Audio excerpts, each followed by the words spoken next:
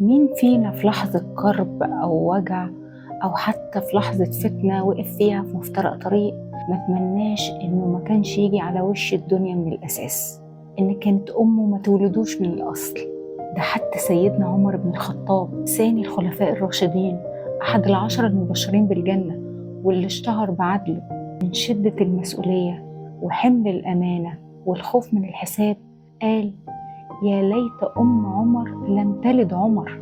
بس في آية قرآنية كريمة بيقول فيها ربنا عز وجل: إنا عرضنا الأمانة على السماوات والأرض والجبال فأبين أن يحملنها وأشفقن منها وحملها الإنسان إنه كان ظلوما جهولا.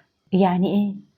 يعني الأمانة قبل ما أنت توافق تشيلها اتعرضت على عظام المخلوقات، على السماوات السبع بكل وسعها وعرضها، على السبع أراضي بكل ثباتها وحجمها، على الجبال بكل صلابتها وقوتها، وكل دول رفضوا إنهم يشيلوا الأمانة إلا الإنسان وافق إنه يحملها.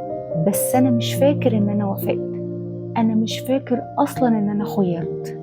فهل الإنسان أجبر على حمل الأمانة ولا وافق بإرادته واختياره؟ ده اللي هنعرفه النهاردة في لحظة تفكر في مفترق الطريق.